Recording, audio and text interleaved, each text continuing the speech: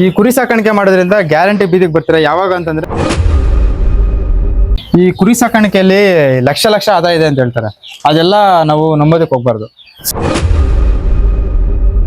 ನಿಮ್ಗೆ ಏನು ಐಡಿಯಾ ಇಲ್ಲ ಅಂತಂದ್ರೆ ಸಂತೆಗಳಲ್ಲಿ ಗ್ಯಾರಂಟಿ ನಿಮ್ಗೆ ಮೋಸ ಮಾಡ್ತಾರೆ. ನೀವು ಇದೊಂದು ಕೆಲಸ ಕರೆಕ್ಟಾಗಿ ಮಾಡಿದ್ರಿ ಅಂತಂದ್ರೆ ನಿಮ್ ಕುರಿಗಳಿಗೆ ಯಾವುದೇ ಕಾರಣಕ್ಕೂ ಕಾಯಿಲೆಗಳು ಬರಲ್ಲ. ನಿಮ್ಗೆ ಏನು ನಾಲೆಡ್ಜ್ ಇಲ್ದಿರ ಕುರಿ ಸಾಕ್ಬೇಕು ಅಂತ ಯಾರು ಅನ್ಕೊಂಡಿದೀರಾ ಬರ್ಬೇಕು ಅಂತ ಇದೀರಾ, ಸೊ ಅವರು ಈ ವಿಡಿಯೋನ ಕಂಪ್ಲೀಟ್ ಆಗಿ ನೋಡಿ. ನಿಮ್ಗೆ ಒಂದು ಐಡಿಯಾ ಬಂದ್ಬಿಡುತ್ತೆ ನಿಮ್ಗೆ ಯಾವ ತರ ಏನ್ ಮಾಡ್ಬೇಕು ಅಂತ.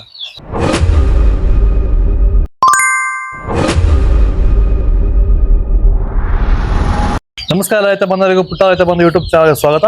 ಇವತ್ತು ನಾವು ಇಲ್ಲಿ ನಮ್ಮ ಫ್ರೆಂಡು ಇದ್ರ ಬಂದಿದ್ದೀವಿ. ಕುರಿ ಮತ್ತೆ ಕೋಳಿ ಯಾವ ರೀತಿ ಅವ್ರು ಸಾಕ್ತಿದಾರೆ ಅಂತ ಸಂಪೂರ್ಣ ಈ ವಿಡಿಯೋ ಹೇಳ್ತೀನಿ. ಅದಷ್ಟೇ ಈ ವಿಡಿಯೋ ಎಲ್ಲ ರೈತರಿಗೆ ಶೇರ್ ಮಾಡಿ, ಕುರಿ ಸಾಕೋ ಮತ್ತೆ ಕೋಳಿ ಸಾಕೋರಿಗೆ ಎಲ್ಲ ಶೇರ್ ಮಾಡಿ ಇದ್ರ ಬಗ್ಗೆ ಸಂಪೂರ್ಣ ಮಾಹಿತಿ ಕೊಡ್ತೀನಿ ಬನ್ನಿ. ಇವಾಗ ನಮಸ್ಕಾರ.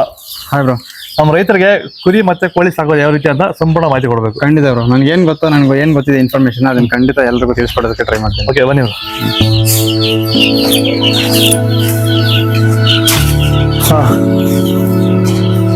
ಈಗ ಸದ್ಯಕ್ಕೆ ನಾನು ಈಗ ಇದು 15 ಕುರಿ ಇದೆ ಬ್ರೋ.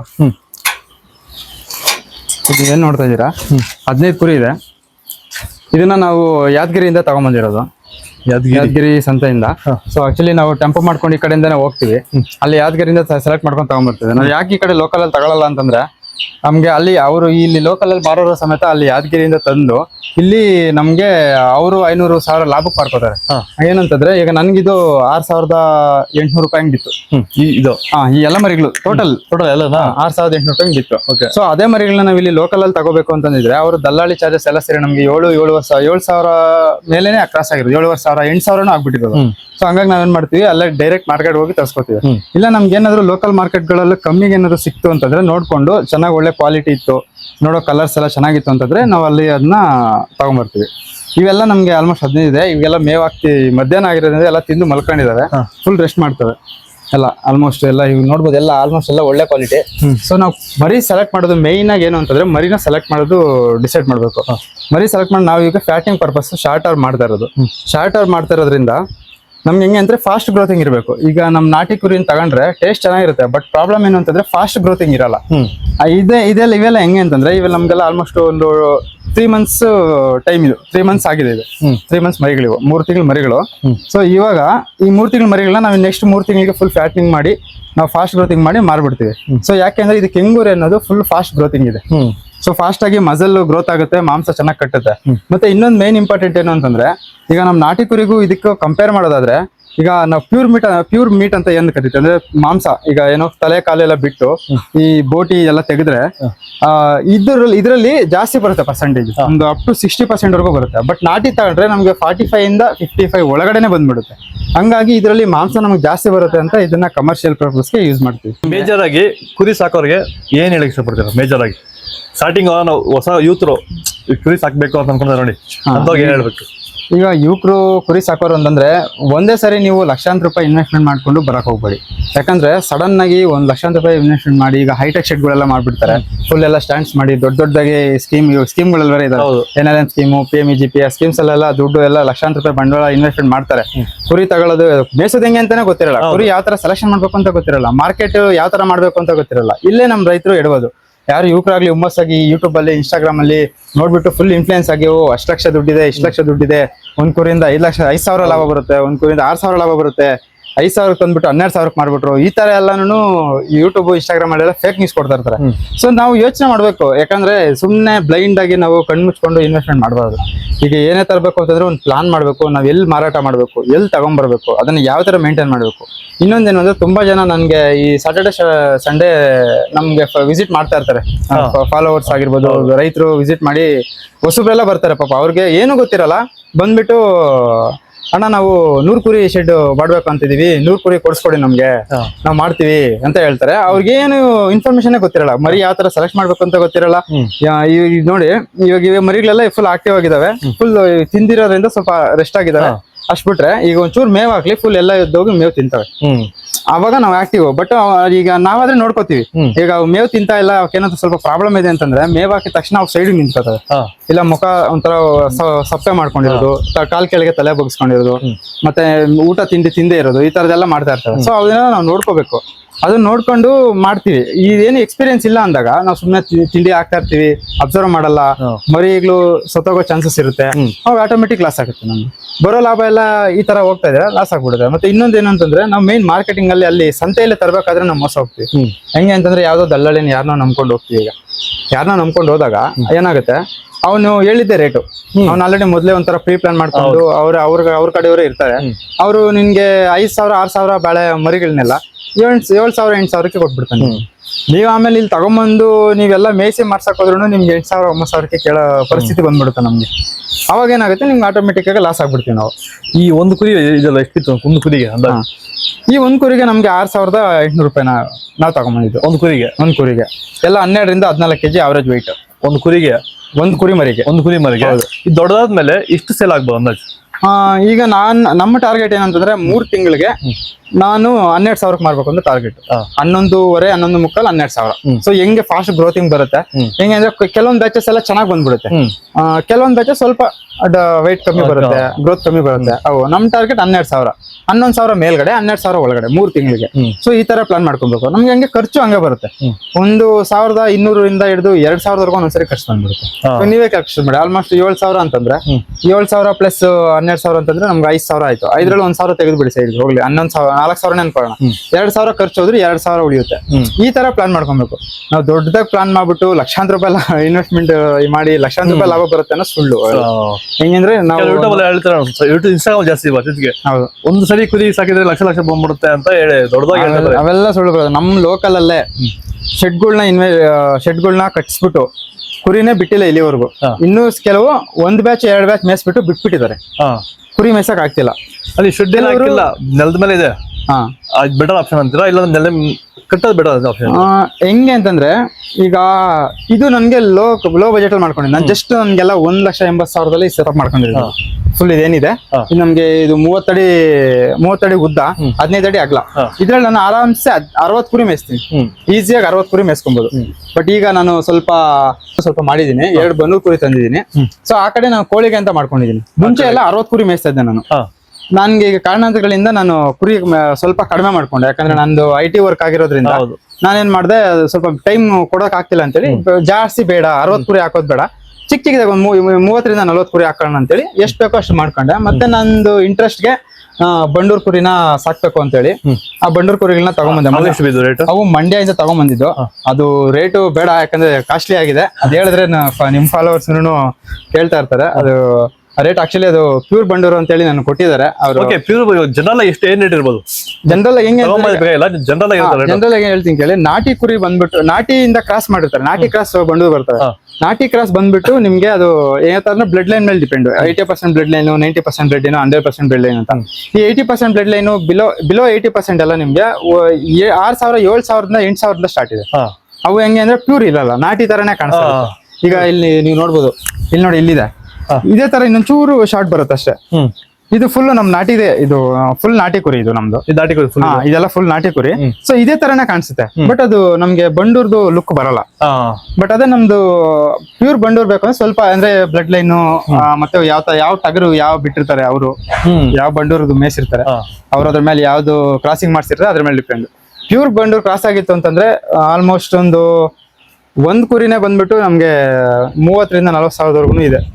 ₹1,00,000 ಇದೆ ಅಂತ ಹೇಳ್ತಾರೆ. ಬಟ್ ಅದೆಲ್ಲ ಫ್ಯಾನ್ಸಿಗೆ ಇವಾಗ ಯಾವ ತರ ಹಳ್ಳಿ ಕಾರು ಸುಮ್ನೆ ಆದ್ರು ಬೆಲೆ ಇಲ್ಲ ಅಂದ್ರೂ ಸುಮ್ನೆ ಶೋಕಿಗೆ ಬೆಲೆ ಕಟ್ತಾರಲ್ಲ, ಶೋಕಿ ಬೆಲೆ ಅಂತಲ್ಲ, ಅದು ಹಂಗೆ ಬ್ರಾಂಡ್ ಬೆಲೆ. ಹೌದೌದು. ಈಗ ನಮ್ಮ ಈ ಪಟಾಪಟಿ ಚಡ್ಡಿನ ಅವಾಗಿನ ಕಾಲದಲ್ಲಿ ಹೆಂಗ್ ಮಾಡ್ತಾ ಇದ್ರು, ಇವಾಗ ಬ್ರಾಂಡ್ ಮಾಡಿ ಯಾವ ತರ ಮಾಡ್ತಾರೆ, ನೈಕಿ ಅವರು ಆ ತರ ಇದನ್ನು ಬ್ರಾಂಡ್ ಆಗ್ಬಿಟ್ಟಿದೆ. ಇನ್ನೊಂದೇನಂದ್ರೆ ಇದು ಸ್ವಲ್ಪ ಅಂದ್ರೆ ಪ್ರೊಡಕ್ಷನ್ ಕಡಿಮೆ. ಈ ಎಲ್ಲಾ ಕಡೆ ಮೇಸಲ್ಲ, ಈ ಬಂಡೂರು ಆ ಪ್ರಾಂತ್ಯಗಳಲ್ಲಿ ಮಾತ್ರ ಇರೋದ್ರಿಂದ, ಮಂಡ್ಯ ಸೈಡ್ ಮಳವಳ್ಳಿ ಸೈಡ್ ಮಾತ್ರ ಇರೋದ್ರಿಂದ ಸ್ವಲ್ಪ ರೇಟ್ ಜಾಸ್ತಿ. ಇವೆಲ್ಲ ಕಿಂಗೂರಿ ಅಂತಂದ್ರೆ ಈಗ ನಮ್ಗೆ ರಾಯಚೂರ್ ಕಡೆ ಈ ಬಳ್ಳಾರಿ ಕಡೆ ಹೋಗ್ಬಿಟ್ರೆ ಫುಲ್ ಭಯಂಕರ, ಒಬ್ಬೊಬ್ರ ಹತ್ರ 1,000 500 ಕುರಿ ಇರುತ್ತೆ, ಅವರೆಲ್ಲ ಮಾಡ್ತಾರೆ. ಸೊ ನಮ್ಗೆ ಇವೆಲ್ಲ ಚೀಪಾಗಿ ಸಿಗ್ತವೆ, ಮತ್ತೆ ಫಾಸ್ಟ್ ಗ್ರೋತ್ ಇದು. ನಮ್ಮ ಲೋಕಲ್ಗೆ ಯಾವ ತಳಿ ಸೂಕ್ತ ಇರುತ್ತೆ? ನಮ್ಮ ಚಿಂತಾಮಣಿ ಮತ್ತೆ ಚಿಕ್ಕಬಳ್ಳಾಪುರ ಕೋಲಾರ ಲೋಕಲ್ಗೆ ಚಿಂತಾಮಣಿ ಚಿಕ್ಕಬಳ್ಳಾಪುರ ಕೋಲಾರ್ಗೆ ಕೆಂಗೂರಿ 7 ಮಾರ್ಕ್ಸ್ ಅಂತದ್ದು ಇದು ಎಲ್ಲಾ ತರ ವಾತಾವರಣಕ್ಕೂ ಸೆಟ್ ಆಗುತ್ತೆ. ಒಂದ್ ಸ್ವಲ್ಪ ಚಳಿಗೆ ತಡಿಯಲ್ಲ, ಬಟ್ ನಮ್ಮಲ್ಲಿ ಅಂತ ಏನ್ ಚಳಿ ಇಲ್ಲ, ಉಷ್ಣಾಂಶ ಜಾಸ್ತಿ ಇದೆ. ಚಳಿಗೆ ಸ್ವಲ್ಪ ಇದಕ್ಕೆ ನೆಗಡಿ ಬರೋದು ಮತ್ತೆ ಕೆಮ್ಮು ಬರೋದು ಚಾನ್ಸಸ್ ಇರುತ್ತೆ. ಬಟ್ ಇದು ಲೋಕಲ್ ಆಗಿರೋದ್ರಿಂದ ನಮ್ದು ಕೆಂಗುರಿ ನಮ್ಗೆ ನಮ್ ಲೋಕಲ್ ಅವ್ರಿಗೆ ಮಾಡುತ್ತೆ ಎಲ್ಲ ಆಲ್ಮೋಸ್ಟ್ ರೈತರು ಇವನ್ನೇ ಫೋಕಸ್ ಮಾಡೋದು. ಕೆಲವರು ಈ ಎಳಗ ಮಾಡ್ತಾರೆ, ಬಟ್ ಅದೇನಂದ್ರೆ ಅದು ಲೇಟ್ ಗ್ರೋತ್. ನಿಮ್ಗೆ ಇಯರ್ ಟು ಇಯರ್ ಪ್ಲಾನ್ ಮಾಡ್ಕೊಬೇಕು. ಅಂದ್ರೆ ಇಯರ್ ಟು ಇಯರ್ ಬಕ್ರೀದ್ಗೆ ಆಗ್ಬೋದು, ಯುಗಾದಿಗೆ ಆಗ್ಬೋದು, 8 ತಿಂಗಳಿಗೆ 9 ತಿಂಗಳು 1 ವರ್ಷ ಆ ತರ ಪ್ಲಾನ್ ಮಾಡ್ಕೊಬೇಕು. ಇದೆಲ್ಲ ಶಾರ್ಟ್ ಟರ್ಮ್, ನಮ್ಗೆ 2 ರಿಂದ 3 ತಿಂಗಳು ಅಷ್ಟೇ. ನಮ್ ಬ್ಯಾಚ್ ತರ್ತೀವಿ, ಚೆನ್ನಾಗಿ ಫ್ಯಾಟ್ನಿಂಗ್ ಮಾಡ್ತೀವಿ, ಮಾರ್ಬಿಡ್ತೀವಿ. ಇದನ್ನ ಮತ್ತೆ ಇದು ಮರಿ ಹಾಕ್ಸ್ಕೊಂಡು ಮತ್ತೆ ಚೆನ್ನಾಗಿ ಅದು ಮಾಡ್ಬೋದು. ಬಟ್ ಏನಂತಂದ್ರೆ ಈಗ ಇದು ಮರಿ ಹಾಕ್ಸೋದು ಅಂತಂದ್ರೆ ಅದು ಮರಿ ಹಾಕ್ಸೋದಕ್ಕೆ ಟೈಮ್ ಜಾಸ್ತಿ ತಗೊಳುತ್ತೆ, ಪೇಷನ್ಸ್ ಇರಲ್ಲ. ಮತ್ತೆ ಈಗ ಇದು ಬ್ಯಾಚ್ ಆದ್ರೆ ನಮಗೂ ಒಂಥರ ರೆಸ್ಟ್ ಸಿಕ್ಕಂಗ ಆಗುತ್ತೆ. ಈಗ 15 ದಿನ ನಮ್ಗೆ ಗ್ಯಾಪ್ ಬೇಕು ಅಂತಂದ್ರೆ ಬ್ಯಾಚ್ ಮಾಡ್ಬಿಟ್ಟು ನಾವು ಮನೇಲಿ ಮಾರ್ಬಿಟ್ಟು ಸೈಲೆಂಟ್ ಆಗಿರ್ಬೋದು. ಬಟ್ ಹೆಣ್ಣದಾದ್ರೆ ನಾವು ಇನ್ನೊಂದೇನು ಅಂತಂದ್ರೆ ನಾವು ಬೈಲ್ ಹೊಡಿಯಲ್ಲ, ಒಳಗಡೆ ಸ್ಟ್ಯಾಂಡ್ ಅಲ್ಲಿ ಮೇಸ್ದಾಗ ಒಂದ್ ಸ್ವಲ್ಪ ಗ್ರೋತ್ ಕಡಿಮೆ ಬರುತ್ತೆ ಅಂತ ನನ್ನ ಒಪಿನಿಯನ್. ಆಮೇಲೆ ಬೈಲಿಗೆ ಬಿಡದೇನೆ ಮಾಡೋದ್ರಿಂದ ಸ್ವಲ್ಪ ಕಾಯಿಲೆಗಳು ಜಾಸ್ತಿ ಆಗೋ ಚಾನ್ಸಸ್ ಇರುತ್ತೆ. ಹಂಗಾಗಿ ನಾವು ಇದು ಕೆಂಗೂರಿ ಎಲ್ಲ ಹೆಣ್ಣು ತರಲ್ಲ. ಕೆಲವರು ಊರಲ್ಲಿ, ನಮ್ಮೂರಲ್ಲಿ ಇವಾಗ ಮುಂಚೆ ನಾಟಿ ಕುರಿಗಳೆಲ್ಲ ಹೆಣ್ಣು ಎಲ್ಲ ಮೇಯಿಸ್ತಾರೆ. ನಾನು ಮುಂಚೆ ಮೇಯಿಸ್ತಾ ಇದ್ದೆ. ಈಗ ನಾನು ಅದು ಮೇಂಟೈನ್ ಮಾಡಕ್ಕಾಗಲ್ಲ, ಎರಡರೂ ಅಂದ್ರೆ ಹೆಣ್ಣು ಮತ್ತೆ ಇದನ್ನು ಎರಡರೂ ಮೇಂಟೈನ್ ಮಾಡಕ್ಕಾಗಲ್ಲ ಅಂತ ಹೇಳ್ಬಿಟ್ಟು ನಾನೇನ್ ಮಾಡಿದೀನಿ, ಓನ್ಲಿ ಈ ತರ ಮಾಡಿದೀನಿ. ಅದು ಇವಾಗ ಕಮ್ಮಿ ಅಂದ್ರೆ ಒಂದು 18,000 ಹೋಗುತ್ತೆ. ಅದು ಯಾವ್ದು ಹೇಳಿ? ಇದು ಸೇಮ್ ಕೆಂಗೂರಿನೇ ಇದು. ಇದು ಆಲ್ಮೋಸ್ಟ್ 1 ವರ್ಷ ಆಗಿದೆ. ಇದಕ್ಕೆ 1 ವರ್ಷ ಆಗಿದೆ. ಇವಾಗ ಸ್ವಲ್ಪ ಅದು ಇಷ್ಟಕ್ಕೂ ಮುಂಚೆ ಏನು ನಮ್ದು ಇದು ಹೆಣ್ಣು ಕುರಿಗಳ ಮೇಲೆ ಬಿಟ್ಕೊಂಡಿದೀವಿ. ಅವಾಗ ಸ್ವಲ್ಪ ಇದು ಹೆಂಗೆ ಅಂದ್ರೆ ಹೆಣ್ಣು ಕುರಿ ಮೇಲೆ ಬಿಟ್ಟಾಗ ಸ್ವಲ್ಪ ವೀಕ್ ಆಗ್ತವೆ. ಸೊ ಹಂಗಾಗಿ ಇದು ನಮ್ಗೆ ಈಗ ಒಂದು 18,000 ವರೆಗೂ ಹೋಗುತ್ತೆ. ಇದು ನೆಕ್ಸ್ಟ್ ನನಗೆ ಇನ್ನೊಂದು 1 ತಿಂಗಳು ಇದೆ ಬಕ್ರೀದ್ ಟೈಮ್ಗೆ ಕಮ್ಮಿ ಅಂದ್ರೆ 35,000 ಮೇಲೆನೆ ಮಾರೋದು. ಅಷ್ಟು ಬೇಗ ಮಾಡುತ್ತೆ ಇದು. ಪರ್ ಡೇ 1 kgಗೆ ಒಂದ್ ದಿನಕ್ಕೆ 1 kg ತಿನ್ನುತ್ತೆ. ಏನೋ ಜಸ್ಟ್ ಫುಡ್ ಮಾತ್ರ, ಏನೋ ಜೋಳ, ಶೇಂಗಾ ಹಿಂಡಿ ಮತ್ತೆ ಫೀಡು, ಇದು ಮೂರನ್ನು ಮಿಕ್ಸ್ ಮಾಡಿ.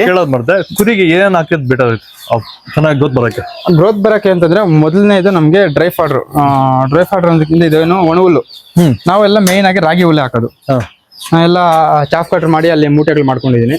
ಅವನ್ನ ತೆಗ್ದಾಕ್ತೀನಿ. ಯಾಕಂದ್ರೆ ನಾನು ಡೈಲಿ ಚಾಫ್ ಕಟ್ರ್ ಮಾಡಿ ಹಾಕಕ್ಕಾಗಲ್ಲ. ನಾನೇನ್ ಮಾಡ್ತೀನಿ, ಶನಿವಾರ ಭಾನುವಾರ ರಜೆ ಸಿಕ್ತಾಗ ನೀಟಾಗಿ ಚಾಫ್ ಕಟ್ರ್ ಮಾಡಿ ಮೂಟೆಗೆ ತುಂಬಿಟ್ಕೊಂಡ್ಬಿಡ್ತೀನಿ. ನಾನು ಬೇಕಂದಾಗ ಬೇಗ ಹಾಕೊಬಹುದು. ಅದೊಂದೊಂದು ಮಾಡ್ಕೋತೀನಿ.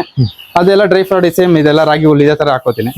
ರಾಗಿ ಹುಲ್ಲು ಈ ರಾಗಿ ಹುಲ್ಲು ಯಾಕೆ ಹಾಕ್ಬೇಕು ಅಂದ್ರೆ ರಾಗಿ ಹುಲ್ಲು ಮತ್ತೆ ಹುರುಳಿ ಇದು ಹುಲ್ಲು ಹಾಕ್ಬೋದು. ಹುರುಳಿ ಒಟ್ಟು ಹಾಕ್ಬೋದು, ಅದ್ರಲ್ಲೂ ಗಟ್ಟಿ ಇದೆ.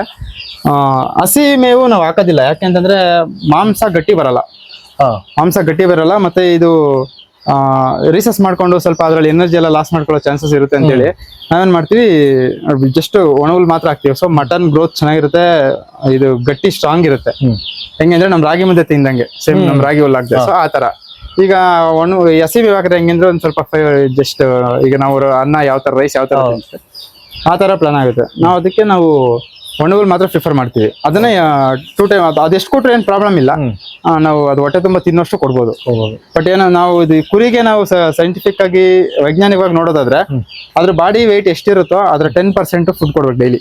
ಒಂದ್ ದಿನ ಮೇಲೆ ಎಷ್ಟು ಫುಡ್ ಕೊಡ್ಬೇಕು? ಹಂಗೆ 10% ಕೊಡ್ಬೇಕು. ಈಗ ಕುರಿ 10 kg ಬರ್ತಾ ಇದೆ ಅಂತಂದ್ರೆ 1 kg ಕೊಡ್ಬೇಕು ನಾವು. 10% 1 kg ಕೊಡ್ಬೇಕು. ಅದೇನು ಇನ್ಕ್ಲೂಡಿಂಗ್ ನಮ್ದು ಈ ಕೈ ತಿಂಡಿ ಅಂತ ಏನ್ ಕರಿತೀವಿ, ಜೋಳ ಆಗಿರ್ಬೋದು, ಶೇಂಗಾ ಹಿಂಡಿ ಆಗಿರ್ಬೋದು, ಮತ್ತೆ ಡಿಫ್ರೆಂಟ್ ಫೀಡ್ಸ್ ಆಗಿರ್ಬೋದು, ಮತ್ತೆ ಹತ್ತಿ ಹಿಂಡಿ ಕೊಡ್ತಾರೆ ಕೆಲವರೆಲ್ಲ ಗೋಧಿ ಕೊಡ್ತಾರೆ, ಅಕ್ಕಿ ಕೊಡ್ತಾರೆ. ಸೊ ಇದನ್ನೆಲ್ಲ ಮಿಕ್ಸ್ ಮಾಡಿ ಟೋಟಲಿ 1 kg ಕೊಡ್ಬೇಕು. ನಾವೇನ್ ಮಾಡ್ತೀವಿ, ಈ ಡ್ರೈ ಫಾಡರ್ನ ಕಡಿಮೆ ಮಾಡ್ತೀವಿ, ಒಂದ್ 30% ರೇಂಜಲ್ಲಿ ಇಟ್ಕೋತೀವಿ. 70% ನಾವು ಜಸ್ಟ್ ಕಾನ್ಸಂಟ್ರೇಷನ್ ಮಾಡೋದು ಫುಡ್ ಮೇಲೆ, ಅಂದ್ರೆ ಪ್ರೋಟೀನ್ ಫುಡ್ ಮೇಲೆ. ಶೇಂಗಾ ಹಿಂಡಿ ಆಗಿರ್ಬೋದು, ಮತ್ತೆ ಪೌಲ್ಟ್ರಿ ಫೀಡ್ ಆಗಿರ್ಬೋದು, ಮತ್ತೆ ಇನ್ನೊಂದು ಜೋಳ, ಈ ಮೂರನ್ನೇ ನಾವು ಕಾಂಬಿನೇಷನ್ ಹಾಕೊಳ್ಳೋದು. ಕೆಲವರೆಲ್ಲ ಈ ಮಲ್ಟಿ ಮಿಕ್ಸ್ಚರ್ ಎಲ್ಲ ಮಾಡ್ತಾರೆ, ಮಲ್ಟಿ ಗ್ರೈನ್ ಮಿಕ್ಸ್ ಆಗಿರೋದು ಅದನ್ನೆಲ್ಲ ಮಾಡ್ತಾರೆ. ನಾವೆಲ್ಲ ಸುಮ್ಮನೆ ಕಾಸ್ಟ್ ಆಗುತ್ತೆ ಅಂತ ಹೇಳ್ಬಿಟ್ಟು ಅದನ್ನೇನು ಮಾಡಕ್ ಹೋಗಲ್ಲ. ಸೊ ಈ ಮೂರಲ್ಲೇ ಮೇಂಟೈನ್ ಮಾಡ್ತೀವಿ. ಸೊ ನಮ್ಗೆ ಕಾಸ್ಟ್ ತುಂಬಾ ಇಂಪಾರ್ಟೆಂಟ್ ಅಲ್ವಾ. ಕುರಿಗಳಲ್ಲಿ ಮೇಜರ್ ಕಾಯಿಲೆ ಬರೋದು ಏನ್ ಬರುತ್ತೆ? ಕುರಿಗಳಲ್ಲಿ ಮೇಜರ್ ಆಗಿ ಅಂತಂದ್ರೆ ನಮ್ಗೆ ಈಗ ಅಲ್ಲಿಂದ ತಗೊಂಡ್ಬಂದಾಗ ಒಂದ್ ಸ್ವಲ್ಪ ನೆಗಡಿ ಬರೋ ಚಾನ್ಸಸ್ ಇರುತ್ತೆ. ಅಲ್ಲಿಂದ ವೆದರ್ ಚೇಂಜಸ್ ಆಗುತ್ತಲ್ಲ, ಸೊ ನೆಗಡಿ ನಾವು ಅದು ಬಂದಿದ ತಕ್ಷಣ ಡಿವಾರ್ಮಿಂಗ್ ಮಾಡ್ಕೋತೀವಿ. ಸೊ ಆ ಡಿವಾರ್ಮಿಂಗ್ ಜೈಕ್ಲೋಸ್ ಅಂತ ಮಾಡ್ತೀನಿ. ಸೊ ಅದ್ ಮಾಡಿದಾಗ ನಮ್ಗೆ ಆಲ್ಮೋಸ್ಟ್ ನೆಗಡಿನೂ ಕವರ್ ಆಗುತ್ತೆ. ಸೊ ಡಿವಾರ್ಮಿಂಗು ಆದಂಗೆ ಆಗುತ್ತೆ. ಇನ್ನು ಅದ್ ಬಿಟ್ರೆ ಸ್ವಲ್ಪ ಅದು ನಾರ್ಮಲ್ ಆಗಿ ಬರೋದು ಅಂತಂದ್ರೆ ET PPR ಮತ್ತೆ ಫುಡ್ ಅಂಡ್ ಮೌತ್ ಇದೆಲ್ಲ ವ್ಯಾಕ್ಸಿನೇಷನ್ ಬರುತ್ತೆ. ಇದನ್ನ ಮಾಡಿಸ್ಕೊಬೇಕು. ET ಆಗಿರ್ಬೋದು, PPR ಆಗಿರ್ಬೋದು, HS ಆಗಿರ್ಬೋದು. ಈಗ HS ಅಂತಂದ್ರೆ ಇದು ರೆಸ್ಪಿರೇಟರಿಗೆ ಏನಾದ್ರು ಇಶ್ಯೂಸ್ ಆದ್ರೆ ಫುಲ್ ಕೆಮ್ಮಿ ಊಟ ತಿನ್ನಕ್ಕಾಗಲ್ಲ, ಫುಲ್ ಎಲ್ಲ ಉಣ್ಣಾಗಿ ಸಾಯೋ ಚಾನ್ಸ್ ಇರುತ್ತೆ. ಮತ್ತೆ ET PPR ಅಂದ್ರೆ ಕರಳು ಬೇನೆ ಅನ್ನೋದು ಅದೆಲ್ಲ ಆಗುತ್ತೆ. ಸೊ ಅವಕ್ಕೆಲ್ಲ ವ್ಯಾಕ್ಸಿನೇಷನ್ 6 months ಒಂದ್ಸರಿ ವ್ಯಾಕ್ಸಿನೇಷನ್ ಮಾಡಿಸ್ಬೇಕಾಗುತ್ತೆ. ಅದನ್ನೆಲ್ಲ ನಾವು ಪ್ರಾಪರ್ ಆಗಿ ಮಾಡಿಸ್ಕೊಂಡ್ವಿ ಅಂತಂದ್ರೆ ನಮ್ಗೆ ಏನು ಕಾಯಿಲೆ ಬರಲ್ಲ. ಇನ್ನ ಮಾಮೂಲಿ ಜ್ವರ ಅದು ನಮ್ಗೆ ಯಾವ ತರ ಮನುಷ್ಯರು ಬರುತ್ತೋ ಜ್ವರ ಕೆಮ್ಮು ಬಂದೇ ಬರುತ್ತೆ. ಸೊ ಅವಕ್ಕೆಲ್ಲ ನಾನು ಈಗ ನಾರ್ಮಲ್ ಆಗಿ ಹೇಳಂತಂದ್ರೆ ನಿಮ್ಗೆ ತೋರಿಸ್ತೀನಿ ಬನ್ನಿ, ಯಾವ ತರ ನೆಗಡಿಗೆ ಯಾವ ತರ ಕೆಮ್ಮಿಗೆ ಯಾವ ತರ ಮಾಡ್ತೀವಿ ಅಂತ ಎಲ್ಲ ನಾವು ಮೆಡಿಸಿನ್ಸ್ ಎಲ್ಲ ಅರ್ಲಿ ತಂದು ಇಟ್ಕೊಂಡಿರ್ತೀನಿ. ಮುಂಚೆ ಯಾಕಂದ್ರೆ ಈಗ ಕಾಯಿಲೆ ಬಂದಿದ ತಕ್ಷಣ ಹೋಗಿ ನಾವು ತರಕ್ಕಾಗಲ್ಲ, ಕೆಲವೊಂದ್ಸರಿ ನಾವು ಇಲ್ಲಿ ಅವೈಲಬಿಲಿಟಿ ಇರಲ್ಲ. ಸೊ ನಮ್ಮ ಮನೆಯವ್ರಿಗೆ ಆದ್ರೆ ಅವರೇ ಹಾಕೊಬಿಡ್ತಾರೆ. ಸೊ ಇಲ್ಲಿ ನೀವು ನೋಡೋದಾದ್ರೆ ನಾನೆಲ್ಲ ಫುಲ್ ನೀಟಾಗಿ ಬಾಕ್ಸ್ ಮಾಡಿ ಇಟ್ಟಿದ್ದೀನಿ. ಸೊ ಸಿರಂಜಸ್ ಆಗಿರ್ಬೋದು, ಇವೆಲ್ಲ ಇದೆಲ್ಲ ಜ್ವರಕ್ಕಿದು, ಈ ಜ್ವರಕ್ಕೆ ಹಾಕೋತೀವಿ. ಮತ್ತೆ ಇದು ನೋಡಿ ಮೆಗ್ಲಡಿನ್ ಅಂತಿದೆ. ಇದು ಮೆಗ್ಲಡಿನ್ ಬಂದ್ಬಿಟ್ಟು ಪೇನ್ ಕಿಲ್ಲರ್ ತರ ವರ್ಕ್ ಆಗುತ್ತೆ. ನಮ್ಗೆ ಪೇನ್ ಕಿಲ್ಲರ್ ತರ ವರ್ಕ್ ಆಗುತ್ತೆ. ಸೊ ನಾರ್ಮಲ್ ಇದು 1 ml ಹಾಕೊಬೇಕು ನಾವು ಇದನ್ನ 1 ml ಹಾಕೊಬೇಕು. ಮತ್ತೆ ಇದು 40 hour ಅಂತ, ಇದು ಅದಕ್ಕೆ ಕಾಂಬಿನೇಷನ್. ಇದು ಹೆಂಗೆ ಅಂತಂದ್ರೆ ಪೇನ್ ಇಂದ ಏನಾದ್ರು ಜ್ವರ ಬಂದಿದ್ರೆ, ನಾರ್ಮಲ್ ಜ್ವರ ಆಗಿದ್ರೆ, ವೈರಲ್ ಇನ್ಫೆಕ್ಷನ್ ಅಲ್ದಿರ ನಾರ್ಮಲ್ ಇದಾಗಿದೆ, ಇದು ಮೆಗ್ಲಡಿನ್ ವರ್ಕ್ ಮಾಡುತ್ತೆ. ಸೊ ಏನಾದ್ರು ವೈರಲ್ ಇನ್ಫೆಕ್ಷನ್ ಇತ್ತು ಆತರ ಏನಾದ್ರು ಇದ್ರೆ ನಾವು ಕಾಂಬಿನೇಷನ್ ಹಾಕೊಬೇಕು. ಇದು ಎಂಡ್ರೋಫ್ಯಾಕ್ಷನ್ IP 40 hour ಅಂತ. ಸೊ ಇದೊಂದು ml ಇದೊಂದು ml. ಸೊ ಮಾಡಿದ್ವಿ ಅಂತಂದ್ರೆ ಆಟೋಮೆಟಿಕ್ ಆಗಿ ಜ್ವರ ವೈರಲ್ ಇನ್ಫೆಕ್ಷನ್ ಏನಾದ್ರು ಇದ್ರೆ ಕಂಟ್ರೋಲ್ ಆಗ್ಬಿಡುತ್ತೆ. ಇನ್ನು ನಮ್ಗೆ ಥರ್ಮಾಮೀಟರ್ ಕಂಪಲ್ಸರಿ. ಇದು ಥರ್ಮಾಮೀಟರ್ ಕಂಪಲ್ಸರಿ, ಜ್ವರ ಚೆಕ್ ಮಾಡ್ತಾ ಇರ್ಬೇಕು. 103ಕ್ಕಿಂತ ಮೇಲೆ ಇತ್ತು ಅಂತಂದ್ರೆ ಅದು ಜ್ವರ ಇದೆ ಅಂತ. 103, 104 ಒಂದೊಂದ್ಸರಿ ಓಕೆ, 105 ಇತ್ತು ಅಂದ್ರೆ ಜ್ವರ ಇದೆ ಅಂತ ನಾವು ಅದನ್ನ ಸೆಟ್ ಮಾಡ್ಕೊಂಡು ಹಾಕೋಬೇಕಾಗುತ್ತೆ. ಇನ್ನು ಸಿರಂಜ್ಗಳೆಲ್ಲ ನಾವು ಆಲ್ಮೋಸ್ಟ್ ಇಟ್ಕೊಂಡೇ ಇರ್ತೀವಿ. ಇನ್ನು ಇದು ಬೆಲಾಮೆಲ್ ಅಂತ, ಇದು ಲಿವರ್ ರಿಸ್ಟ್ರಕ್ಷನ್. ಈಗ ಅದೆಲ್ಲ ಫುಲ್ ವೀಕ್ ಆಗಿರುತ್ತೆ, ಲಿವರ್ ಎಲ್ಲ ವೀಕ್ ಆಗಿರುತ್ತೆ, ಮತ್ತೆ ಅದು ಬಾಡಿಯಲ್ಲೆಲ್ಲ ತಿಂದಿರೋದೆಲ್ಲ ಲೂಸ್ ಮೋಷನ್ ಆಗಿ ಹೋಗ್ಬಿಟ್ಟಿರುತ್ತೆ. ಸೊ ಅದಕ್ಕೆ ಎನರ್ಜಿ ಬೇಕು ಅಂದಾಗ ಇದು ಬೆಲಾಮೆಲ್ ಹಾಕೋತೀವಿ. ಇನ್ನು ಅದ್ ಬಿಟ್ರೆ ಇದು ಸೈಕ್ಲೋಸ್ ಆಗ್ಲೇ ಹೇಳ್ದಂಗೆ ಓವರಾಲ್ ಬಾಯಿಗೆ ಹಾಕೋದು 1 ml ಹಾಕ್ಬೇಕು. ಇದು ಡಿವಾರ್ಮಿಂಗ್ ಯೂಸ್ ಮಾಡ್ತೀವಿ ನಾವು. ಇನ್ನು ಅದನ್ನ ಬಿಟ್ರೆ ಇನ್ನೆಲ್ಲ ನಾರ್ಮಲ್ ಆಗಿ ಇದೆಲ್ಲ ಜ್ವರಕ್ಕೆ ಸೆರಾಕೈನ್ ಪ್ಲಸ್ ಅಂತ ಹೇಳ್ಬಿಟ್ಟು ಇವೆಲ್ಲ ಕಾಂಬಿನೇಷನ್ ಅಲ್ಲಿ ನಮ್ಮ ಟ್ಯಾಬ್ಲೆಟ್ಸ್ ನ ತಂದಿಟ್ಕೊಂಡಿರ್ತೀವಿ. ಸೊ ಇದು 4 ಪೀಸ್ ಮಾಡ್ಬಿಟ್ಟು 1/4 ಭಾಗ ಕುರಿಗೆ ಹಾಕ್ತೀವಿ. ಸೊ ಅವಾಗ ನಮ್ಗೆ ನಾರ್ಮಲ್ ಕಂಟ್ರೋಲ್ ಆಗುತ್ತೆ. ಮತ್ತೆ ಇದು ಎಂಡ್ರೋಫ್ಲಾಕ್ಸಿನ್ ಬಂದ್ಬಿಟ್ಟು ಇದು ರೆಸ್ಪಿರೇಟರಿ ಸಿಸ್ಟಮ್, ಇದನ್ನು ಯೂಸ್ ಮಾಡ್ತೀವಿ. ಮತ್ತೆ ಇನ್ನೊಂದು ಹೊಸದು ಎಂಡ್ರೋಫ್ಲಾಕ್ಸಿನ್ ಪ್ಲಸ್ ಅಂತ. ಸೊ ಇದು ಬಂದ್ಬಿಟ್ಟು ನಮ್ಗೆ ರೆಸ್ಪಿರೇಟರಿ ಇನ್ಫೆಕ್ಷನ್ಸ್ ಯಾವ್ಯಾವ್ದಕ್ಕೆ ಯೂಸ್ ಆಗುತ್ತೆ ಅಂತಂದ್ರೆ ನಾವು ಇದನ್ನ 1 ml per 20 kg ಹೊಡಿಬೇಕು. 20 kg ಬರ್ತೈತೆ ಅಂದ್ರೆ 1 ml. ಈಗ ಚಿಕ್ಕದಕ್ಕೆಲ್ಲ ನಾವು 1 ml ಇಲ್ಲ 3/4 ml ಹಾಕ್ಬಿಡ್ತೀವಿ. ಮಿಕ್ಕಿದಕ್ಕೆಲ್ಲ ಹಾಕೋದು. ಇದು ರೆಸ್ಪಿರೇಟರಿ ಇನ್ಫೆಕ್ಷನ್ ಏನಾದ್ರು ಬ್ಯಾಕ್ಟೀರಿಯಲ್ ಇನ್ಫೆಕ್ಷನ್ ಆಗಿ ಕೆಮ್ತಾ ಇರೋದು, ನೆಗಡಿ ಆಗಿರೋದು ಆ ಥರದಾದಾಗ ಇದು 1 ml ಹಾಕೊಂಡ್ರೆ ಇದು ಕೆಲಸ ಮಾಡುತ್ತೆ. ಆ ಥರ ಕುರಿಗೆ ಕಾಯಿಲೆ ಬಂದಿದೆ ಅಂತ ಮೇಜರ್ ಕಂಡಿಡಿದಂಗೆ ಅದು ಫುಡ್ ತಿನ್ನಲ್ಲ ಮೇನ್ ನಾರ್ಮಲ್ ಆಗಿ. ಮೇನ್ ಫುಡ್ ತಿನ್ನಲ್ಲ, ಸೈಡ್ಗೆ ಹೋಗಿ ನಿಂತ್ಕೊಂಡ್ಬಿಡುತ್ತೆ. ಎಲ್ಲಾನು ಮೇವು ತಿಂತಾ ಇರುತ್ತೆ, ಮಿಕ್ಕಿದ ಅದು ಸೈಡ್ಗೆ ಹೋಗಿ ನಿಂತ್ಕೊಂಡ್ಬಿಡುತ್ತೆ. ಅವಾಗ ನಾವು ಹಾಕೋಬಿಡ್ತೀವಿ. ಮತ್ತೆ ಇನ್ನೊಂದು ನಮ್ಗೆ ಮೇಜರ್ ಫುಡ್ ತಿಂತಾ ಇರ್ತೀವಲ್ಲ, ಫುಡ್ ಹೆವಿ ಆಗುತ್ತೆ. ಫುಡ್ ಜಾಸ್ತಿ ಈಗ ಜೋಳ ಏನಾದ್ರು ತಿಂದ್ರೆ ಸ್ವಲ್ಪ ಜೀರ್ಣ ಶಕ್ತಿ ಆಗಲ್ಲ, ಹೊಟ್ಟೆ ಉತ್ಕೊಳ್ಳೋದು ಆ ತರ ಏನಾದ್ರು ಆದ್ರೆ ಇದನ್ನ ನಾವು ಇದು ಪೆರಾಲಾಕ್ಸ್ ಅಂತ ಯೂಸ್ ಮಾಡ್ಬೋದು. ಇದು ಗ್ಯಾಸ್ ಬ್ಲೋಟಿಂಗ್ ಏನಾದ್ರು ಇದ್ರೆ ಪೆರಾಲಾಕ್ಸ್ 5 to 10 ml, ಚಿಕ್ಕಕ್ಕಾದ್ರೆ 5 ml ಸಾಕು. ಸ್ವಲ್ಪ ದೊಡ್ಡ ಈ ಸೈಜ್ ಅಲ್ಲಿ ಟಗ್ರು ಸೈಜ್ ಅಲ್ಲಿ ಆದ್ರೆ ನಾವು ಒಂದು 10 ml ಹಾಕ್ತೀನಿ. ಅವಕ್ಕೆಲ್ಲ 5 ml ಸಾಕು, ಅದೆಲ್ಲ ಹಾಕೋಬಹುದು. ಇನ್ನ ಅದ್ ಬಿಟ್ರೆ ಇದು ರೂಮಿ ಕೇರ್ ಅಂತ, ಪೌಡರ್, ಇದು ಪೌಡರ್ ಫಾರ್ಮ್ ಅಲ್ಲಿ ಇರುತ್ತೆ. ಇದು ನಮ್ಗೆ ಯೂಸ್ ಆಗುತ್ತೆ. 36 grams ಒಂದಕ್ಕೆ ಹಾಕ್ಬೇಕು. 36 grams ಒಂದು ಕುರಿಗೆ ಹಾಕಿದ್ರೆ ಅದು ಏನಾದ್ರು ತಿಂದು ಹೊಟ್ಟೆಲ್ ಉತ್ಕೊಂಡು ಡೈಜೆಷನ್ ಆಗಿಲ್ಲ, ಗ್ಯಾಸ್ ಆಗಿದೆ, ಲೂಸ್ ಮೋಷನ್ ಮಾಡ್ತಾ ಇಲ್ಲ, ಏನಾದ್ರು ಪ್ರಾಬ್ಲಮ್ ಆಗಿದೆ ಅಂತಂದ್ರೆ ಇದನ್ನ ಹಾಕಿದ್ರು ಇಮಿಡಿಯೇಟ್ಲಿ ನಮ್ಗೆ ಆಕ್ಷನ್ ಕಂಟ್ರೋಲ್ ಆಗುತ್ತೆ. ಇನ್ನು ಇದು M&M ಲಿಕ್ವಿಡ್, ಇದು ಕ್ಯಾಲ್ಸಿಯಂ ಹಾಕೋದಕ್ಕೆ. ಇದೇನಾದ್ರು ಕ್ಯಾಲ್ಸಿಯಂ ಡಿಫಿಷಿಯನ್ಸಿ ಇದ್ರೆ, ಅವು ಮಣ್ಣು ಏನಾದ್ರು ತಿಂತಾ ಇದ್ರೆ ಅದಕ್ಕೆ M&M ಮಿಲ್ಕ್ ಹಾಕೊಂಡ್ರೆ ನಮ್ಗೆ ಇದು ನಾವು ಹಸುಗಳಿಗೂ ಯೂಸ್ ಮಾಡ್ತೀವಿ. ಇದನ್ನ ಹಾಲು ಚೆನ್ನಾಗಿ ಬರೋದಕ್ಕೆ ಕ್ಯಾಲ್ಸಿಯಂ ಇಂದ. ಇದಕ್ಕೂ ಹಾಕಿದ್ರೆ ಇದು ಮಣ್ಣು ತಿನ್ನೋದು, ಗೋಡೆಗಳು ನೆಕ್ಕೋದು ಅದೆಲ್ಲ ಕಂಟ್ರೋಲ್ ಆಗುತ್ತೆ. ಇನ್ನೊಂದು ಮೈನ್ ಆಗಿ ಬಂದ್ಬಿಟ್ಟು ನಾವು ಲಿವರ್ ಟಾನಿಕ್. ಇದು ಲಿವರ್ ಟಾನಿಕ್ ಬಂದ್ಬಿಟ್ಟು ಏನು ಅಂತಂದ್ರೆ ನಮ್ ಲಿವರ್ ಎಷ್ಟು ಸ್ಟ್ರಾಂಗ್ ಆಗಿದ್ರೆ ನಮ್ ಡೈಜೆಷನ್ ಅಷ್ಟು ಸ್ಟ್ರಾಂಗ್ ಆಗುತ್ತೆ. ಈಗ ನಾವೆಲ್ಲ ಫಾಸ್ಟ್ ಫುಡ್ ಕೊಡ್ತೀವಿ ಅಂದ್ರೆ ಫೀಡ್ ಆಗಿರ್ಬೋದು, ಜೋಳ, ಇವೆಲ್ಲ ಡೈಜೆಷನ್ ಆಗೋದಕ್ಕೆ ಟೈಮ್ ತಗೊಳ್ಳೋದು, ಲಿವರ್ಗೆ ಜಾಸ್ತಿ ಕೆಲಸ ಕೊಡುತ್ತೆ. ಸೊ ಜಾಸ್ತಿ ಕೆಲಸ ಕೊಟ್ಟವಾಗ ನಮ್ಗೆ ಲಿವರ್ ವೀಕ್ ಆಯ್ತು ಅಂತಂದ್ರೆ ಅವ್ರು ಡೈಜೆಷನ್ ಆಗಲ್ಲ, ಲೂಸ್ ಮೋಷನ್ ಮಾಡ್ಕೋತಾರೆ. ಲೂಸ್ ಮೋಷನ್ ಆಯ್ತು ಅಂತಂದ್ರೆ ಇಮಿಡಿಯೇಟ್ಲಿ 2 3 ದಿನಕ್ಕೆ ವೆಯ್ಟ್ ಲಾಸ್ ಆಗುತ್ತೆ, ನಮ್ಗೆ ಗ್ರೋತ್ ಬರೋದಿಲ್ಲ. ಅದಕ್ಕೆ ಏನ್ ಮಾಡ್ತೀವಿ, ಲಿವರ್ ಟಾನಿಕ್ ನಾನು ಯೂಸ್ ಮಾಡೋದು ಬ್ರೂಟೋನ್ ಅಂತ. ಇದು 5 to 10 ml ಕೊಡ್ಬೋದು ಒಂದ್ ದಿನಕ್ಕೆ. ಇದನ್ನ ನಾನೇನು ಕೊಡ್ಬೇಕಾ ಡೈಲಿ ಅಂದ್ರೆ ಅದು ಡಿಪೆಂಡ್ಸ್. ಕೆಲವರೆಲ್ಲ ಏನ್ ಮಾಡ್ತಾರೆ ದಿನ ಬಿಟ್ಟು ದಿನ ಕೊಡ್ತಾರೆ. ನಾನೇನ್ ಮಾಡ್ತೀನಿ 5 days ಕಂಟಿನ್ಯೂಸ್ ಕೊಡ್ತೀನಿ. ಕಂಪಲ್ಸರಿ ಕೊಡ್ಲೇಬೇಕು. ಕೊಡ್ಲೇಬೇಕು. ಲಿವರ್ ಟಾನಿಕ್ ಕೊಡ್ಲಿಲ್ಲ ಅಂತಂದ್ರೆ ಫುಡ್ ತಿನ್ನಲ್ಲ, ಡೈಜೆಷನ್ ಆಗಲ್ಲ. ಇವಾಗ ಲಿವರ್ ನಮ್ಗೆ ಜನರೇಟರ್ ಸ್ಟ್ರಾಂಗ್ ಆಗಿದ್ರೆ ತಾನೇ ಇದಾಗೋದು. ಅದೇ ತರ ನಮ್ಗೆ ಲಿವರ್ ಟಾನಿಕ್ ಕೊಡೋದ್ರಿಂದ ನಮ್ಗೆ ಲಿವರ್ ಸ್ಟ್ರಾಂಗ್ ಆಗುತ್ತೆ. ಸೊ ಡೈಜೆಷನ್ ಚೆನ್ನಾಗಿ ಆಗ್ತಾ ಇರುತ್ತೆ. ಹೆಂಗೆ ಅಂದ್ರೆ ಇದು ಇಂಜನ್ಗೆ ಆಯಿಲ್ ಆಗ್ದಂಗೆ. ಸೊ ತಿಂತ ಚೆನ್ನಾಗಿ ಆಗುತ್ತೆ. ಇದು ಕೊಡ್ಬೇಕು ಕಂಪಲ್ಸರಿ. ನಾವು ನೀರಿಗಾದ್ರೂ ಹಾಕ್ಬೋದು, ಇಲ್ಲ ಡೈರೆಕ್ಟ್ ಆಗಿ ಬಾಯಿಗಾದ್ರೂ ಹಾಕ್ಬೋದು. ಕೆಲವರು ಇನ್ನು ಫೀಡ್ಗಾದ್ರೂ ಮಿಕ್ಸ್ ಮಾಡಿ ಹಾಕ್ತಾರೆ. ಹೆಂಗಾದ್ರೂ ಕೊಡ್ಲೇಬೇಕು. ಕೊಡ್ಬೇಕು. ಕೊಡ್ಲಿಲ್ಲ ಅಂದ್ರೆ ಪ್ರಾಬ್ಲಮ್ ಏನಂದ್ರೆ ಜಾಸ್ತಿ ತಿನ್ನಲ್ಲ, ಗ್ರೋತ್ ಬೇಗ ಬರಲ್ಲ. ನೀವು ತುಂಬಾ ಜನ ಮೇಯಿಸಿದ್ರಿ ಅಂತಂದ್ರೆ ನಿಮ್ಗೆ ಲಾಸ್. ಹೆಂಗಂದ್ರೆ ನಮ್ 3 ತಿಂಗಳ ಟಾರ್ಗೆಟ್ ನಮ್ದು. 3 ತಿಂಗಳ ಒಳಗಡೆ ನಾವು ಮಾರ್ಕೋಬೇಕು. 3 ತಿಂಗಳು ಮಾರ್ಕೊಂಡ್ರೆ ನಮ್ಗೆ ಲಾಭ ಇರುತ್ತೆ. ಜಾಸ್ತಿ ಮಾರ್ಕೋದಷ್ಟು ಲಾಸ್ ಆಗೋ ಜಾಸ್ತಿ. ಹೌದೌದು. ಅದೇ ತರ ಇನ್ನು ಮಾಮೂಲಿ ನಮ್ದು ಈಗ ಡಿವಾರ್ಮಿಂಗ್ ಅಂತ ಬಂದಾಗ ಇಂಜೆಕ್ಷನ್ಗಳು ಹಾಕ್ಸ್ಕೊತೀವಿ. ಐವರ್ಮೆಕ್ಟಿನ್ ಹಾಕ್ಸ್ತೀವಿ, ಹೈಟೆಕ್ ಅಂತ. ಮತ್ತೆ ಡೆಟಾಮಿಕ್ಸ್ ಹಾಕ್ತಿವಿ.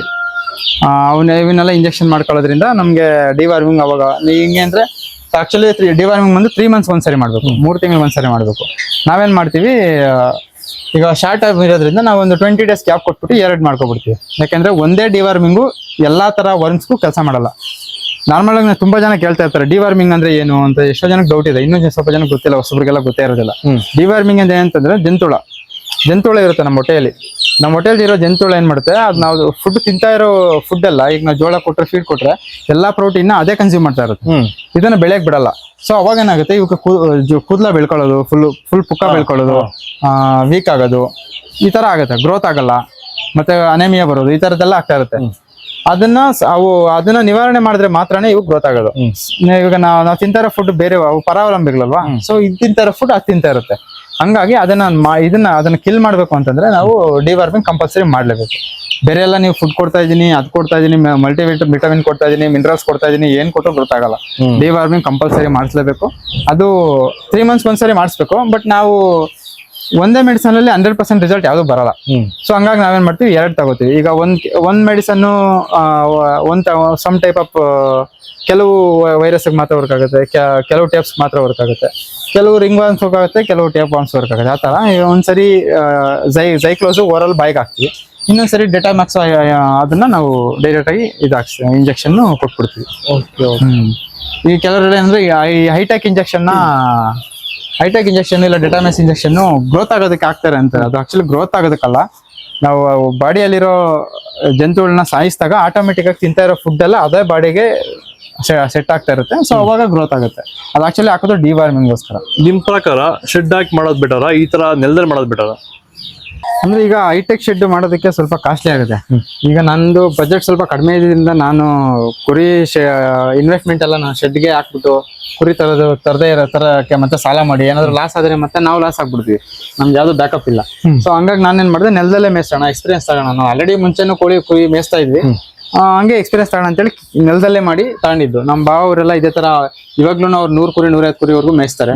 ಅಲ್ಲಿ ಗೋರಿಬಿದರ್ ಪಕ್ಕ ಬುಡ್ಗೇನಹಳ್ಳಿ ನಿಂತಿದೆ. ಅವ್ರು ಆಲ್ಮೋಸ್ಟ್ ಒಂದು 2,000 ಕುರಿ ಇರುತ್ತೆ. 2,000 ಕುರಿ ಒಂದ್ ಬ್ಯಾಚಿಗೆ ಮೇಯಿಸ್ತಾರೆ. ಎಲ್ಲ ಊರಲ್ಲಿ ಒಂದು 30 ಮನೆ ಇದೆ. ಎಲ್ಲರೂ ಶೆಡ್ಗಳು ಹಾಕೊಂಡು 100 ಕುರಿ 150 ಕುರಿ ಮೇಯಿಸ್ತಾರೆ. ಅವ್ರದ್ದೆಲ್ಲ ನೋಡ್ಕೊಂಡು, ಅವರೆಲ್ಲ ಹೈಟೆಕ್ ಶೆಡ್ಗಳೇನ್ ಮಾಡಿಲ್ಲ, ಅವರೆಲ್ಲ ನೆಲದಲ್ಲೇ ಮೇಯಿಸ್ತಾ ಇರೋದು. ಸೊ ನಾನು ಅದು ಅವ್ರು ನೋಡ್ಕೊಂಡು ನೆಲದಲ್ಲೇ ಮೇಯಿಸಿ ಸ್ಟಾರ್ಟ್ ಮಾಡಿದೆ. ಬಟ್ ನಾನು ಫೀಡ್ಬ್ಯಾಕ್ ತಗೊಂಡಿರೋ ಪ್ರಕಾರ ತಗೊಂಡ್ರೆ ಇದ್ರಲ್ಲಿ ಬರೋ ಗ್ರೋತ್ ಸ್ಟ್ಯಾಂಡ್ ಮೇಲೆ ಇರೋ ಮರಿ ಬರಲ್ಲ. ಯಾಕೆ? ಅದು ಏನು ಅಂತಂದ್ರೆ ಸ್ಟ್ಯಾಂಡ್ ಮೇಲೆ ಇರುತ್ತೆ, ಅದು ಪ್ಲಾಸ್ಟಿಕ್ ತುಳಿತಾ ಇರುತ್ತೆ, ಇಲ್ಲ ವುಡ್ ಆಗಿರೋದು ವುಡ್ ಮೇಲೆ ತುಳಿತಾ ಇರುತ್ತೆ, ಆ ಕಸ ಅದು ಕಚಿ ಪಿಚಿ ಆಗ್ತಾ ಇರುತ್ತೆ, ಅದಕ್ಕೊಂದ್ ಸ್ವಲ್ಪ ಮಲ್ಕೊಳ್ಳೋ ಕಂಫರ್ಟ್ ಇರಲ್ಲ, ಹೋಲ್ಗಳು ಇರುತ್ತೆ. ಸೊ ಭಯದಲ್ಲಿ ಕಾಲಿಡ್ತಾ ಇರ್ತವೆ. ಸೊ ಇಲ್ಲಿ ಹೆಂಗೆ ಅಂದ್ರೆ, ಈಗ ನೀವು ಹಸು ನೋಡಿರ್ಬೋದು, ಈಗ ಪಂಜಾಬ್ ಅಲ್ಲೆಲ್ಲ ಯಾಕೆ ಅಷ್ಟೊಂದು ಹಸುಗಳು ಜಾಸ್ತಿ ಕರೀತವೆ, ನಮ್ ಲೋಕಲ್ ಅಲ್ಲಿ ಯಾಕೆ ಕರಿಯಲ್ಲ ಅಂತಂದ್ರೆ, ಪಂಜಾಬ್ ಅಲ್ಲಿ ಒಂದು 5-6 ಎಕರೆ ಜಮೀನ್ ಫೀಲ್ಡ್ ಅಲ್ಲಿ ಬಿಟ್ಬಿಡ್ತಾರೆ.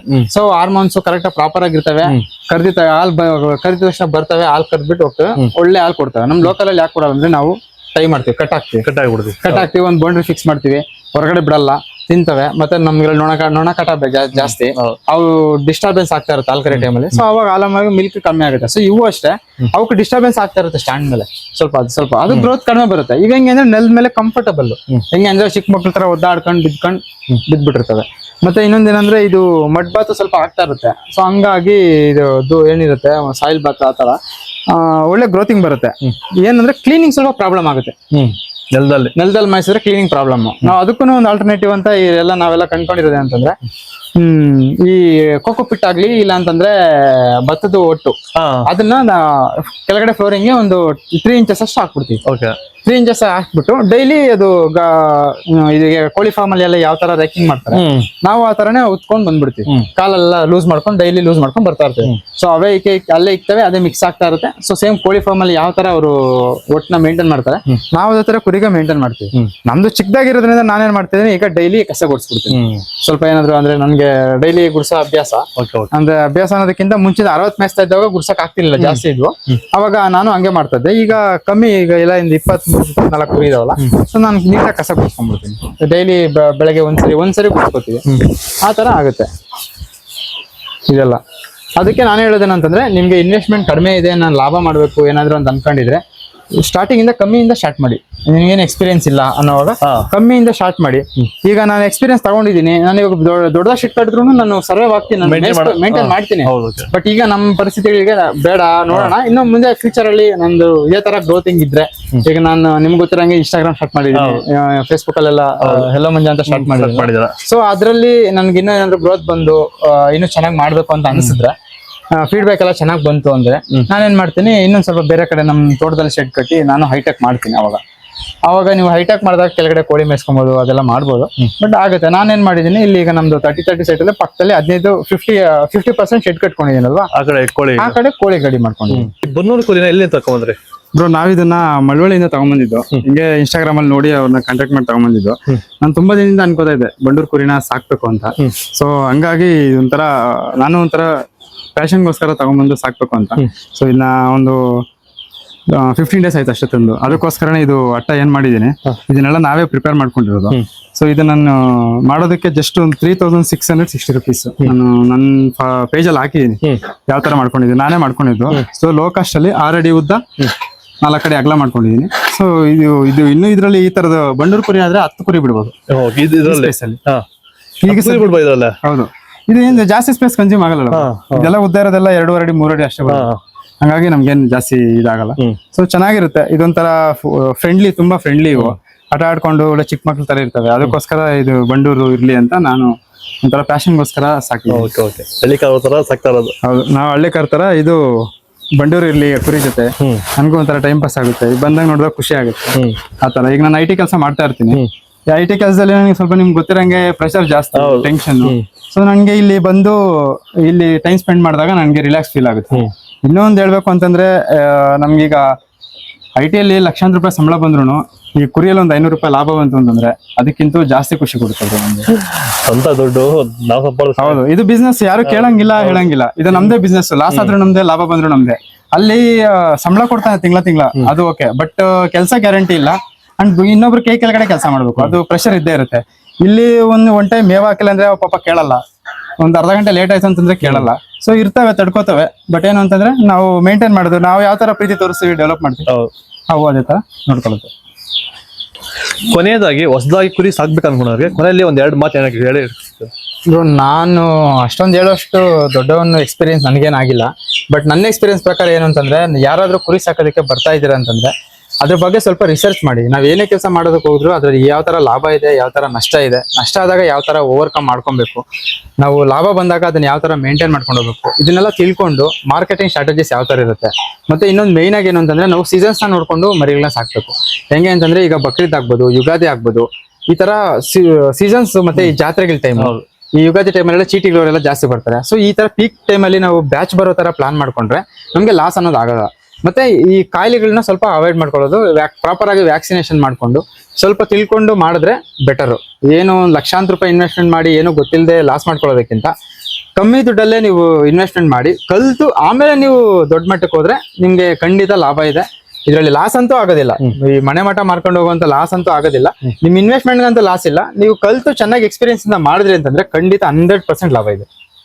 ಇದು ನಮ್ಮ ರೈತರು ಸಾಕಿರೋದ್ರ ಬಗ್ಗೆ ಸಂಪೂರ್ಣ ಮಾಹಿತಿ. ಆದಷ್ಟು ಈ ವಿಡಿಯೋ ನಮ್ಮ ಕುರಿ ಸಾಕೋರಿಗೆ ಶೇರ್ ಮಾಡಿ, ಫಾಲೋ ಮಾಡ್ತಾರೆ. ಇದ್ರ ಬಗ್ಗೆ ಹೆಚ್ಚಿನ ಮಾಹಿತಿ ಬೇಕಾದ್ರೆ ಇವ್ರದ್ದು ಇನ್ಸ್ಟಾಗ್ರಾಮ್ ಅಲ್ಲಿ ಹಲೋ ಮಂಜು ಅಂತ ಒಂದು ಪೇಜ್ ಇದೆ, ಇನ್ಸ್ಟಾಗ್ರಾಮ್ ಅಲ್ಲಿ ಮತ್ತು ಫೇಸ್ಬುಕ್ ಅಲ್ಲಿ ಇದೆ, ಹೋಗಿ ಫಾಲೋ ಮಾಡ್ತಾರೆ. ಯಾಕಂದ್ರೆ ಪ್ರತಿದಿನ ಕುರಿ ಯಾವ ರೀತಿ ಮಾಡ್ಬೇಕು ಅನ್ನೋದ್ರ ಬಗ್ಗೆ ಸಂಪೂರ್ಣ ಮಾಹಿತಿ ಕೊಡಿದ್ರೆ ಫಾಲೋ ಮಾಡಿದ್ರೆ ಸಪೋರ್ಟ್ ಮಾಡಿ. ಜೈ ಜವಾನ್ ಜೈ ಕಿಸಾನ್, ಫಾಲೋ ಮಾಡಿ.